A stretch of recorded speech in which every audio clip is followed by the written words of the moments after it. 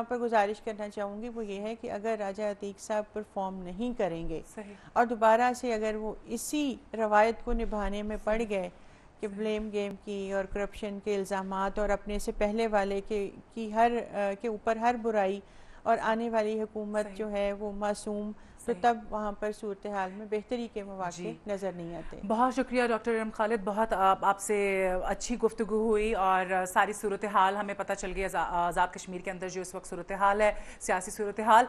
उम्मीद करती हूँ आपको ये सेगमेंट पसंद आया होगा। यहाँ पर इस सेगमेंट को ख़त्म करते हैं। नेक्स्ट सेगमेंट में आपसे मुलाकात होगी। आपको बताती चलूँ कि अगला सेगमेंट हमारा स्पिरिचुअल हीलिंग का है, जिसमें हमारे साथ होते हैं राना तारिक साहब।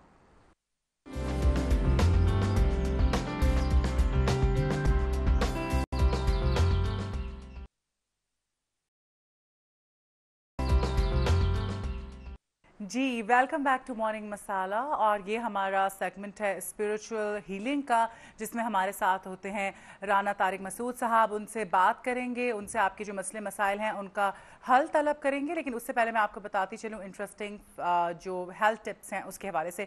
आजकल के इंतहाई मसरूफ़ दौर में जिस किसी को देखें डिप्रेशन का जो है मसला, स्ट्रेस का मसला है। लोग कहते हैं जी हम स्ट्रेस का शिकार हैं। बच्चे और बड़े यंग मैंने देखा है, टीनेजर्स को भी सुनो तो जी स्ट्रेस है, डिप्रेशन है। डिप्रेशन जबकि एक बीमारी का नाम है। और बल्कि बहुत अच्छी बात है, मेरी एक फ्रेंड ने मुझे ये कहा कि मैं हर बात पे कहती थी मैं डिप्रेस हूँ, तो उसने कहा ये बात मत कहा करो, बिकॉज डिप्रेशन जो है वो एक बीमारी है, ऐसे नहीं हो जाता है। स्ट्रेस होता है लोगों को, उसको भी डिप्रेशन का नाम दे देते हैं। अच्छा जी, स्ट्रेस की बात हो रही है तो बात करते हैं कि किस तरह से स्ट्रेस से जान छुड़ाई जा सकती है और छुटकारा हासिल किया जा सकता है। स्ट्रेस बस्टर के जरिए हम जो है बगैर किसी दवाई के इस पर काबू पा सकते हैं। और स्ट्रेस बस्टर जो है वो ये है कि एक तो अपनी सोच को मुस्बत करें, पॉजिटिव सोचें। उसके अलावा किसी भी पार्क में आप 30 मिनट्स के लिए वॉक करने के लिए चले जाएं, उससे आपका जो मूड है वो इंतहाई खुशगवार हो जाता है। वॉक करना बहुत ज़रूरी है, ना सिर्फ सेहत के लिए। ज़रूरी नहीं कि जी मोटे लोग हैं वही वॉक करें, ये जो कॉन्सेप्ट है कि बिल्कुल गलत है। सेहतमंद ज़िंदगी के लिए वॉक करना, चहलकदमी बहुत ज़रूरी है। और उसके अलावा डिप्रेशन और जो स्ट्रेस है वो भी आपका दूर हो सकता है इससे। उसके अलावा आप किसी दोस्त से मिलें, गपशप करें। जो लोग सोशलाइज नहीं करते हैं, घर की हद तक होके रह जाते हैं, वो ज़्यादा स्ट्रेस का शिकार हो जाते हैं, बिकॉज तन्हाई से भी आपको डिप्रेशन हो सकता है। उसके अलावा मौसीकी सुन लें। मैं यहाँ पे ये बात तो नहीं कहूँगी, लोग कहते हैं जी मौसीकी रूह की ग़िज़ा है, मैं ये बात नहीं कहूँगी। रूह की ग़िज़ा जो है वो इबादत है। आप नमाज़ पढ़ें और इसके अलावा अगर आप वॉक कर रहे हैं या बोर हो रहे हैं तो म्यूज़िक सुन लें, उससे भी आपका मूड अच्छा हो जाएगा। और अपने अगर गुस्सा आने वाला होता है आपको, अगर आपको लगता है गुस्सा आने वाला है, तो 10 टाइम्स जो है 10 तक आप काउंट्स करें, तो उससे आपका जो गुस्सा है उस पर आप काबू पा सकते हैं। जी, ये थी कुछ टिप्स। उसके अलावा अब हम आपकी बात करवाते हैं, तारुफ करवाते हैं। तारुफ के तो अब मोहताज नहीं है, हमारे साथ राना तारिक मौजूद है। कैसे हैं आप? अल्हम्दुलिल्लाह जी। तारुफ के मोहताज इस वजह से नहीं है राना साहब के माशाल्लाह लोग इतना इनका सेगमेंट पसंद करते हैं। हमें इतनी कॉल्स जो हैं वो वसूल होती हैं और बड़ी जो है फरमाइशें हो रही होती हैं कि जी इनको बुलाएं। सेगमेंट बाज़ औक़ात ये होता है आगे पीछे हो जाता है, लेकिन लोग इतने मसले मसाइल और ईमेल्स आते हैं। आप प्लीज़ अपने जो भी प्रॉब्लम्स हैं वो हमसे शेयर कर सकते हैं, हमें कॉल कीजिए। और आपको नंबर बताती चलूँ, हमारा नंबर है 0423591724 इस वक्त ये नंबर स्क्रीन पर भी डिस्प्ले है। आप हमें ईमेल्स भी कर सकते हैं। जी, सबसे पहले तो मैं आपसे जादू के हवाले से, बिकॉज हमें इतनी ईमेल्स आई थी, उसके हवाले से मैं बात करना चाहूँगी। और मैं एक मज़े की बात यहाँ पे शेयर करना चाह रही थी जो मैं भूल गई, कि राना साहब बहुत संजीदा तबीयत के मालिक हैं, लेकिन सेंस ऑफ ह्यूमर भी इनका बहुत अच्छा है। अभी प्रोग्राम से पहले बात हो रही थी, मैं किसी को कह रही थी कि मुझे नज़र लगा देते हैं, तो उन्होंने कहा उनसे कहें वो आप जो है चश्मा काले शीशे जो है वो पहन कर आया करें ताकि नज़र फिल्टर हो जाए। तो इसमें मैं बड़ा हंस रही थी। मैंने कहा मैं आप लोगों के साथ शेयर करूं कि सेंस ऑफ ह्यूमर भी जो है राना तारिक साहब का बहुत कमाल का है। कैसे मिजाज है आपके? अल्लाह का शुक्र जी, आप सुनाएं खैरियत से? खैरियत से, बल्कि हमारे नाजरीन भी खैरियत से होंगे। और मेरी उनके लिए ढेरों दुआएं हैं कि अल्लाह ताला उनको हर तरह की मुसीबतों से, आफात से अपनी पनाह में रखे और हर तरह की परेशानियों से उन्हें महफूज रखे। आमीन आमीन। अच्छा, सेगमेंट के आगाज़ में ही हम अपने कॉलर से बात करते हैं, फिर हम गुफ्तगू का आगाज़ करेंगे। हेलो, अस्सलाम वालेकुम। वालेकुम सलाम। सनी, क्या हाल है सनी?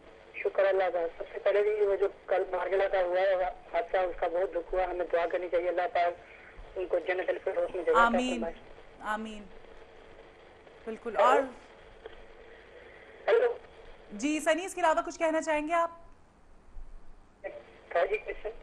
जी बहुत शुक्रिया सनी कॉल करने के लिए। कल का हादसा इतनी कीमती जानें ज़ाया हो गई।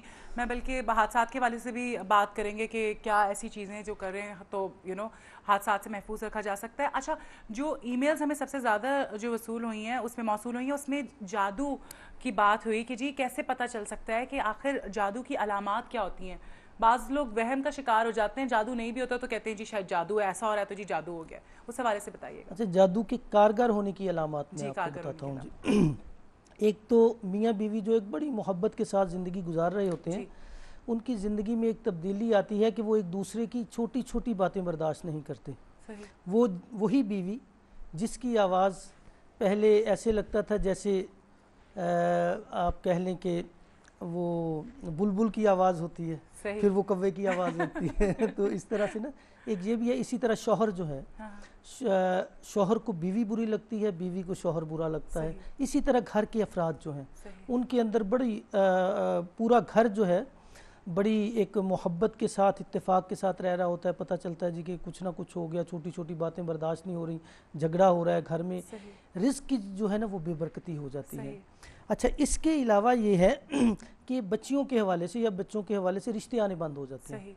बल्कि अगर किसी के रिश्ते की बंदिश की गई, बंदिश की गई हो तो वो इस तरह से है कि बड़ा लड़की बहुत खूबसूरत है, पता चला जी रिश्ता आया, पसंद भी हो गया, बाद में उन्होंने इनकार कर दिया। सही बात नहीं। तो इसी तरह लड़कों का मामला भी है। इसी तरह कारोबार के हवाले से चलता फिरता अच्छा खासा चलता हुआ कारोबार जो है यकदम पता चलता है जैसे ब्रेक लग गई हो। आपके साथ वाली दुकान है तो उस पे जो है वो ग्राहकों की रेल पेल है और आप जो हैं आप बैठे हाथ पे हाथ धरे बैठे हुए हैं। इस सिलसिले में मुझे एक लतीफ़ा याद आ गया। दो दुकानदार आपस में साथ साथ थे, तो एक दुकानदार के ना बहुत ज़्यादा गाहकी थी, दूसरा बेचारा मक्खियाँ मारता रहा। शाम को इकट्ठे घर जा रहे थे तो उसने कहा भाई आज तो माशाल्लाह आपके यहाँ बड़ी कमाई रही है, बड़ा अच्छा दिन गुजरा। उसने कहा यार आज कारोबार का मज़ा नहीं आया। उसने कहा वो क्यों?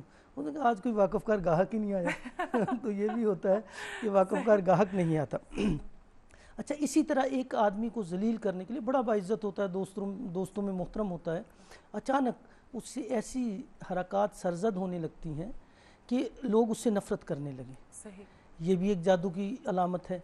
इसी तरह एक आदमी अच्छा खासा सेहतमंद यकदम ऑल फॉल गुफ्तगू करना शुरू कर, पागलपन या दिमागी खलल का शिकार हो जाता है। इसी तरह मियाँ बीवी के अंदर ऐसी नफ़रत पैदा कर दी जाती है कि वो एक दूसरे को देखकर ही बर्दाश्त नहीं करते तो एक दूसरे से अलग हो जाते हैं। बिल्कुल। तो ये भी एक बड़ा वो है। औलाद के हवाले से किया जाता है कि औलाद जो है वो पैदा होने से पहले मर जाए या पैदा होने के बाद उसको ऐसा आज़ार, सूख जाते हैं बच्चे, पैदा होने के बाद मुसलसल सूखता जाता है, किसी ऐसी बीमारी का शिकार हो जाता है, तो ये भी अलामात है। अच्छा, एक चीज़ जो मैंने देखी है ना जी मेरे, जादू का इलाज अगर ना किया जाए तो ये नस्ल दर नस्ल चलता है और वो जितना पुराना होता जाता है उतना शदीद होता जाता है। अच्छा, हाँ, इसका बड़ा ज़रूरी है कि जादू का इलाज जो है वो किया जाए। इसी तरह बड़ी खूबसूरत लड़कियाँ होती हैं तो अचानक बड़ी बदसूरत लगना शुरू हो जाती हैं। मुझे एक दोस्त मिले, उन्होंने कहा जी कि हमारी हमशीरा बहुत खूबसूरत हैं, मास्टर किया हुआ उन्होंने। जब रिश्ते और यानी उन पर नज़र नहीं टिकती, जब कोई रिश्ता देखने के लिए आता है तो यकदम उनकी शक्ल इस तरह से हो जाती है जैसे कुछ भयानक और चुड़ैल हो। अच्छा। हाँ, बिल्कुल काली सी और अजीब डरावनी सी सूरत। तो ये भी एक जादू की अलामत है। तो इस तरह यानी चौपायों पर भी लोग जादू करते हैं, उनका दूध सूख जाता है, उनके बच्चे मर जाते हैं। सही। तो ये सारी अलामात जो है हाँ, अच्छा। इसी तरह ऐसी बीमारी जब दवाई असर नहीं करती, दवा असर नहीं, आप मुसलसल दवाई ले रहे हैं, कभी किसी डॉक्टर के पास जाते हैं, कभी किसी के पास जाते हैं, तो उस वक्त आपको फिक्रमंद होना चाहिए कि कहीं इसे जादू या नजरे बद तो नहीं है, तो उसका इलाज करना चाहिए। अच्छा, ठीक है, यहाँ पर हमें कॉल लेते हैं। हेलो, अस्सलाम वालेकुम। वालेकुम अस्सलाम, कैसी हो तुम? बिल्कुल ठीक ठाक। कौन? मैं अब्दुल्लाह चमन से बात कर रहा हूँ जी। कैसे मिजाज हैं आपके? मेरे खैरत दुआएं, आप सुना? बिल्कुल ठीक ठाक। क्या कहेंगे? बस मैं एक अफसोस करना चाह रहा हूँ कल के हादसे की वजह से पूरे पाकिस्तान के साथ मेरे जो है गम में शरीक होना चाहता हूँ। बिल्कुल, बिल्कुल। और ये मौलाना साहब से सवाल करनी है जी।